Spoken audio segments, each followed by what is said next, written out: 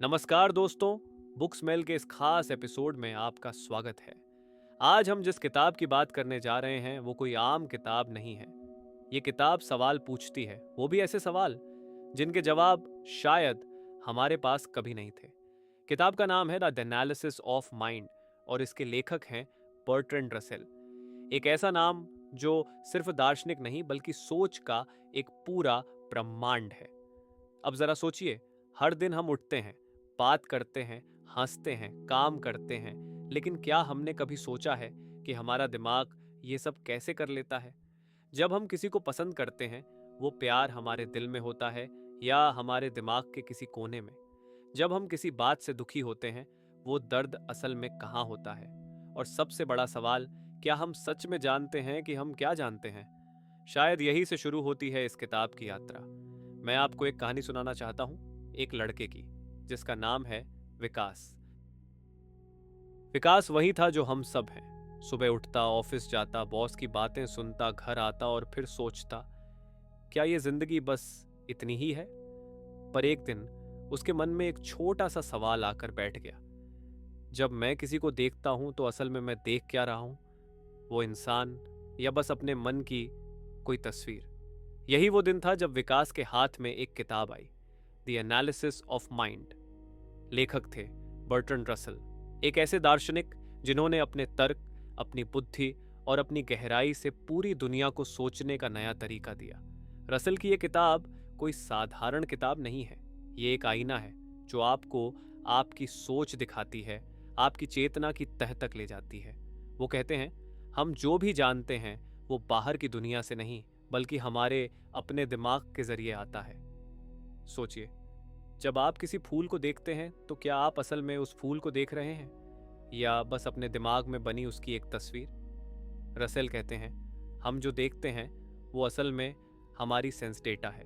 मतलब हमारी आंखें हमारे दिमाग को कुछ डेटा भेजती हैं और दिमाग उस डेटा से एक तस्वीर बनाता है।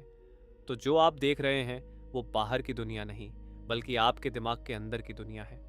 विकास को ये बात समझ आई तो वो चुप हो गया, क्योंकि अगर ये सच है तो फिर हमारी सारी समझ, सारी यादें, सारे एहसास, क्या वो भी बस हमारे दिमाग के बनाए हुए हैं? रसल इस किताब में कहते हैं, हमारा माइंड कोई एक ठोस चीज नहीं है, ये एक कॉम्बिनेशन है सेंसेशंस का।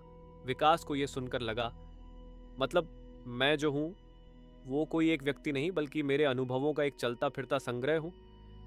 रसल मुस्कुराते हैं और जैसे दूर से कहते हैं, हाँ बिल्कुल, तुम एक प्रोसेस हो, हर पल नए हो रहे हो, बदल रहे हो, सीख रहे हो।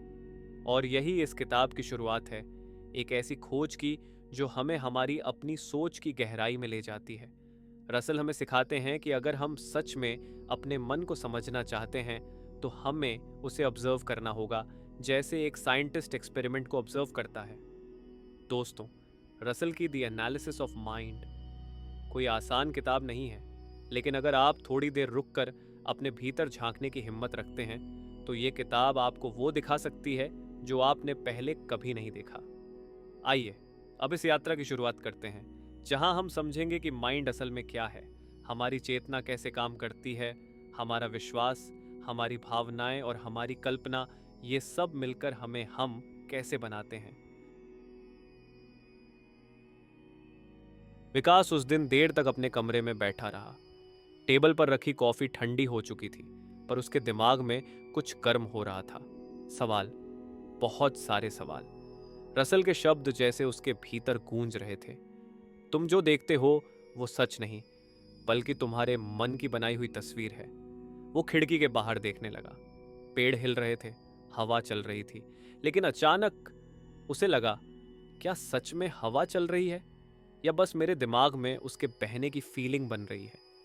रसल कहते हैं, दुनिया को हम अपनी सेंसेशंस के जरिए समझते हैं। जो कुछ हम महसूस करते हैं वो हमारे दिमाग में आए सिग्नल्स हैं। आवाज, रंग, स्वाद, स्पर्श, ये सब दिमाग की बनाई मेंटल इमेजेस हैं। मतलब बाहर की दुनिया अपनी जगह है, पर जो आप देख रहे हैं वो सिर्फ आपके अंदर की दुनिया है। विकास सोचने लगा, मतलब अगर मैं इस टेबल को देखता हूं तो असल में मैं उसकी रियलिटी नहीं देख रहा, बस अपने मन में बनी उसकी तस्वीर देख रहा हूं। रसल जवाब देते हैं, हाँ बिल्कुल, तुम्हारी परसेप्शन एक फिल्टर है। तुम्हारा माइंड हर चीज को प्रोसेस करता है, इंटरप्रेट करता है और फिर तुम्हें उसका वर्जन दिखाता है। विकास को यह बात जितनी गहरी लगी उतनी ही डरावनी भी, क्योंकि इसका मतलब था वो दुनिया जिसे वो सच मानता था वो शायद कभी सच थी ही नहीं। रसल कहते हैं कि हम जो भी जानते हैं वो दो चीज़ों पर टिका है, एक्सपीरियंस और मेमोरी। जब आप किसी चीज़ को महसूस करते हैं तो वो आपका एक्सपीरियंस होता है, जब आप उसे याद करते हैं तो वो मेमोरी बन जाती है। पर रसल यहाँ एक दिलचस्प बात कहते हैं, हमारी मेमोरी हमेशा सच नहीं होती, वो इमेजिनेशन से बहुत मिलती जुलती है। सोचिए, जब आप किसी पुराने दोस्त को याद करते हैं तो क्या वो तस्वीर वैसी ही होती है जैसी असल में थी? नहीं ना, थोड़ी बदल जाती है, थोड़ी मुलायम, थोड़ी धुंधली। कभी उसके चेहरे पर मुस्कान ज्यादा होती है, कभी उसकी बातें और मीठी लगती हैं। रसल कहते हैं मेमोरी और इमेजिनेशन दोनों माइंड की दो ब्रांचेस हैं, एक पीछे देखती है, दूसरी आगे। विकास को याद आया कैसे कभी कभी वो वही सपने देखता है जो दिन में उसने बस एक पल को सोचे थे। रसल समझाते हैं सपने हमारी इमेजिनेशन की उंगलियां हैं जो हमारी सबकॉन्शियस मेमोरी से खेलती है। इसलिए हर सपना, हर ख्याल हमारे अंदर की किसी छुपी हुई याद से जुड़ा होता है। और अब बात आती है कॉन्शियसनेस की। रसल कहते हैं कॉन्शियसनेस कोई एक ठोस चीज नहीं है, वो बस हमारे एक्सपीरियंसेस का एक पैटर्न है। मतलब हम जो सोचते हैं वो एक क्षण में आता है और चला जाता है, उसके बाद दूसरा आता है, और इन सब का जोड़ मिलकर हमें ये इल्यूजन देता है कि मैं जागरूक हूं। विकास को लगा मतलब जो मैं कहता हूं वो कोई एक चीज नहीं है, वो बस मेरे थॉट्स का एक सिलसिला है। रसल मुस्कुराते हुए कहते हैं सेल्फ कोई स्थायी चीज नहीं है, वो हर पल बनता और मिटता रहता है। तुम एक प्रोसेस हो, एक चलती हुई कहानी। विकास ने धीरे से आंखें बंद की। उसे लगा कि जैसे उसका माइंड किसी नदी की तरह है, हर पल बहता हुआ, हर पल नया, और उस बहाव में कहीं ना कहीं वो खुद भी है। रसल इस किताब में एक और अद्भुत विचार रखते हैं, बिलीफ। वो कहते हैं बिलीफ वो चीज है जो हमारे एक्सपीरियंस को मीनिंग देती है। मतलब जब आप किसी चीज पर विश्वास करते हैं तो आपका दिमाग उसे सच मान लेता है, चाहे वो सच हो या ना हो। जैसे विकास को हमेशा लगता था कि उसका बॉस उससे नफरत करता है, वो हर जेस्चर, हर टोन को उसी नजर से देखता, लेकिन शायद ऐसा कभी था ही नहीं। रसल कहते हैं बिलीव्स हमारी रियलिटी को शेप करते हैं, अगर वो गलत हो तो पूरी दुनिया गलत लगने लगती है। और अब आती है रसल की सबसे गहरी बात, न्यूट्रल मोनिज्म। पहली बार जब विकास ने यह शब्द पढ़ा तो उसे कुछ समझ नहीं आया, पर धीरे धीरे जैसे जैसे रसल की बातें गहराती गईं, उसे एहसास हुआ कि यह आइडिया कितना अद्भुत है। रसल कहते हैं माइंड और मैटर अलग नहीं है। जो हम सोचते हैं कि मन और शरीर दो चीजें हैं, वो असल में एक ही चीज के दो पहलू हैं, जैसे सिक्के के दो चेहरे। एक तरफ हम अनुभव करते हैं माइंड, दूसरी तरफ वो चीज घट रही होती है, मैटर। मतलब जब आप किसी फूल को देखते हैं तो बाहर फूल है, वो मैटर, लेकिन उसी के साथ आपके दिमाग में जो तस्वीर बनती है वो माइंड। दोनों एक ही घटना के दो दृष्टिकोण हैं। विकास को लगा मतलब मैं और दुनिया अलग नहीं है, मैं जो देख रहा हूं वो और मैं दोनों एक ही चीज के हिस्से हैं। रसल मानो जवाब देते हैं हाँ बिल्कुल, माइंड और वर्ल्ड एक ही नृत्य के दो कदम हैं।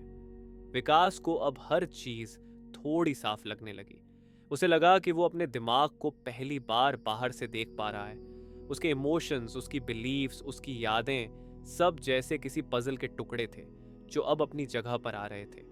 रसल कहते हैं कि अगर हमें अपने माइंड को समझना है तो हमें उसे साइंटिफिकली ऑब्जर्व करना होगा, बिना जजमेंट के, बिना डर के, बस क्यूरियोसिटी के साथ। और तभी हम समझ पाएंगे कि हमारी दुनिया, हमारा मन, हमारी सोच सब एक ही धागे में बुने हुए हैं।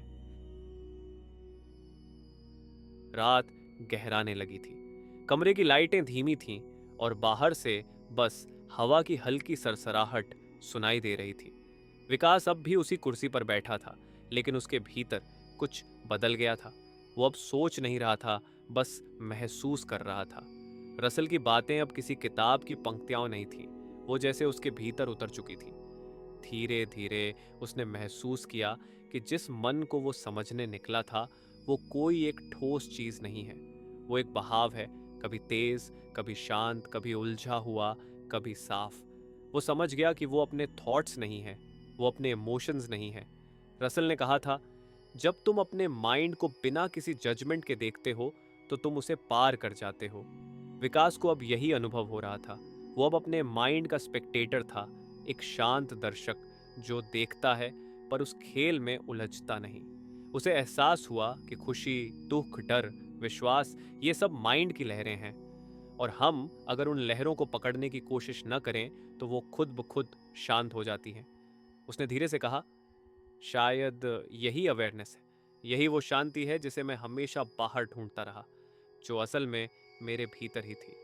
रसल के शब्द अब उसके मन में गूंज रहे थे। माइंड और वर्ल्ड अलग नहीं है, तुम्हारा देखना ही दुनिया का होना है। विकास मुस्कुरा दिया, क्योंकि अब उसे पता था वो दुनिया को नहीं, खुद को समझने निकला था।